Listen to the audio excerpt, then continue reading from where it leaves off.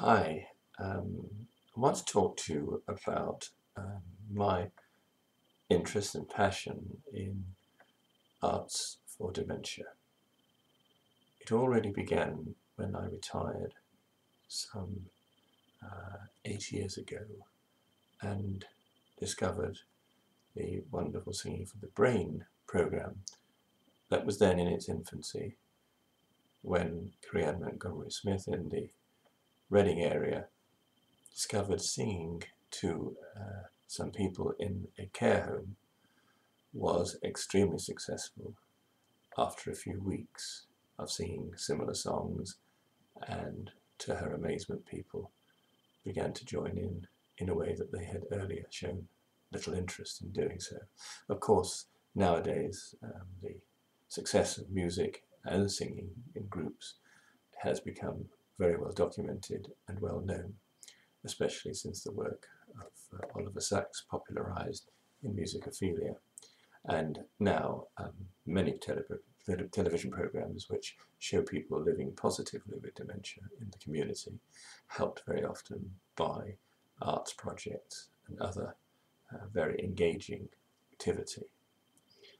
My experience of Singing for the Brain centres in the West Country in Bristol, where I brought Crean's model of Singing for the Brain in here 5 years ago, and from that we have grown from one group to 8 or even 9 groups at the beginning of 2013, we hope.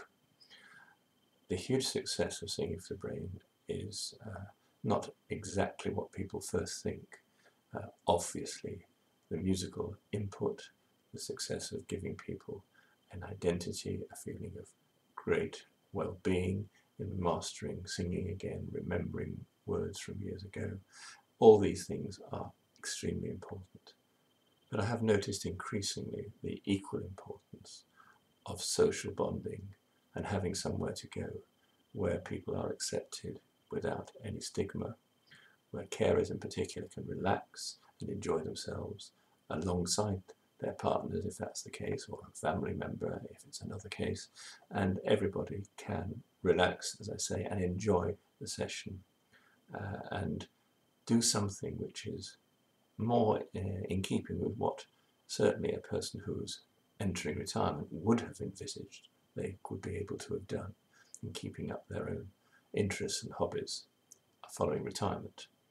Indeed, that for me is possibly the worst scenario to get a diagnosis of dementia at any age, but in your 50s or 60s, when you are looking forward, hopefully, to a long and healthy and happy retirement, to do all the things you've wanted to do and waited to do, and then to find that really your mind is going to be altered and your capacity, your cognitive capacity is going to be impeded gradually, and of course the end is just too horrible for most people to encounter.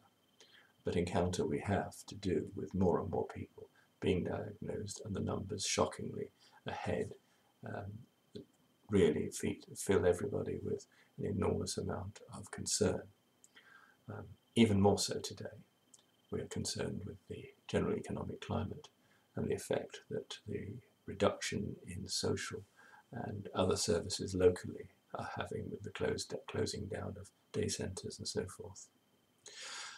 I've been going to my Singing for the Brain sessions now, as I say, for 5 years, and have considerable experience now in meeting and talking to people with dementia and to their carers, and working with them with a singing program.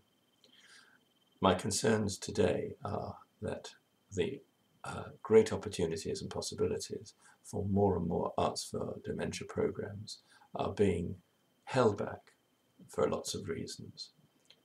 It doesn't somehow seem to me impossible to imagine a situation where people of my sort of age group, we are the golden age group, having the means to retire and to enjoy our retirement earlier than ever before, and there are hundreds of us in the community with skills, musical skills, amateur musical skills, professional musical skills, retired school teachers, music teachers, all sorts of people who could really engage in an Arts for Dementia program, not just for singing, not just for other forms of musical participation, but for all the arts.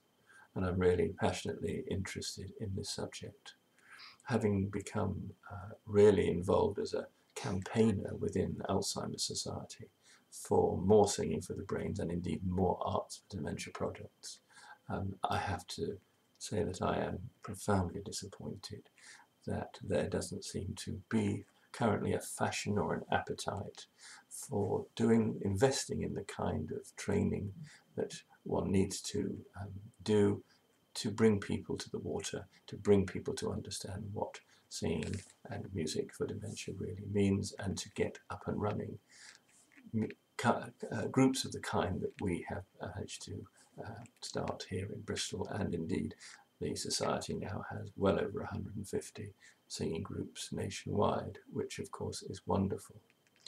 What worries some of us, however, is that the continuity of these groups and also the fact that they are not always run regularly is hardly helpful when you know that a weekly service at best and possibly a fortnightly one at worst are needed to do the kind of work that we've been doing.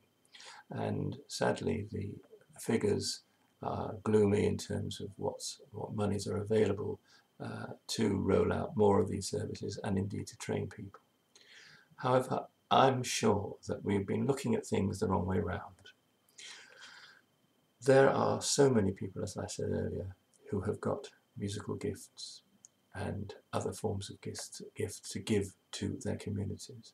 The very large societies, charities today, have become very, very bureaucratic, have also become something to replace the vanishing state services that were in their stead before. And the difficulty now is managing to organise efficiently groups all over the country without large expenditure. Of course, if the expenses are high, then the charities can't do them.